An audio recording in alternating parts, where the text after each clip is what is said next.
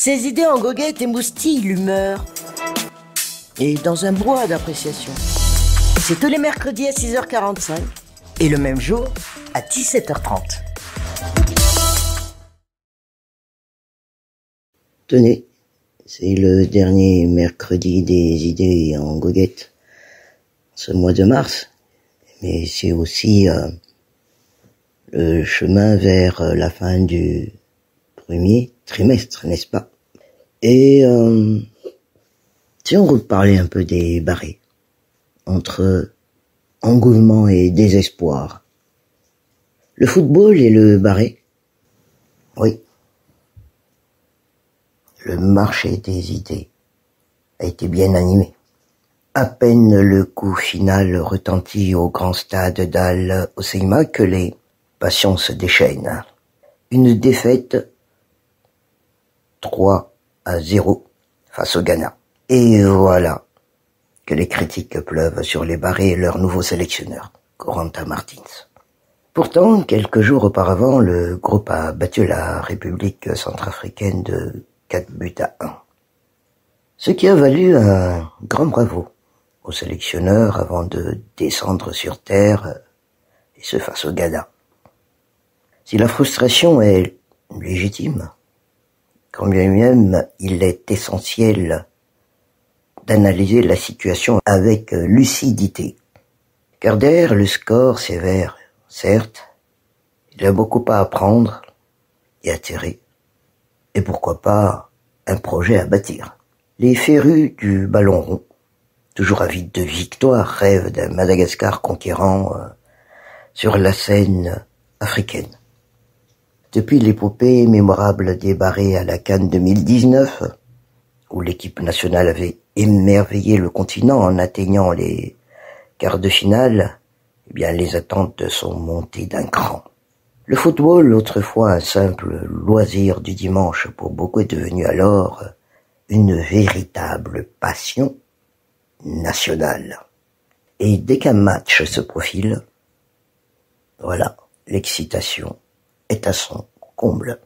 Mais avec l'enthousiasme, il y a aussi l'impatience et chaque faux pas est vécu comme un drame national. Pourtant, sur Patricius, reconstruire une équipe compétitive ne se fait pas en un claquement de doigts.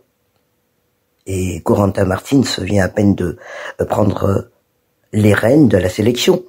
Le travail à accomplir est alors colossal. En tout cas, ce match contre le Ghana était seulement son deuxième test à la tête des barrés, après une belle victoire face à la Centrafrique. De tout cela, Joe Patricius, le potentiel est là. Les intentions sont bonnes. Et toujours est-il, il manque encore cette efficacité qui fait la différence à ce niveau de compétition. D'autant plus, jouer loin de ses bases. Vous avez compris, à Mamasana. Et sans le soutien du public local, eh bien cela reste un désavantage non négligeable.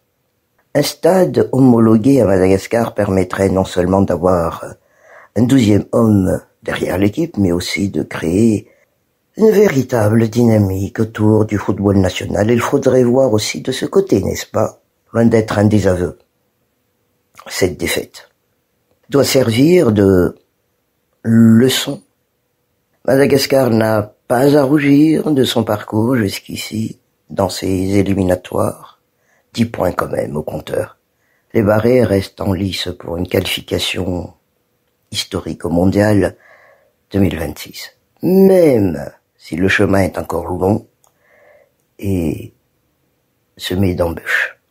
Mais cela étant, Joe Patricius, construire une équipe compétitive prend du temps et chaque étape, même douloureuse soit-elle, fait partie du process. Les barrés ont encore beaucoup à offrir. Reste à leur donner le temps et les moyens de garantir cela. Parce que le football, au-delà des résultats immédiats, est avant tout une histoire de passion, d'apprentissage, et oui, et de persévérance. Ses idées en goguette émoustillent l'humeur. Et dans un brouhaha d'appréciation. C'est tous les mercredis à 6h45 et le même jour à 17h30.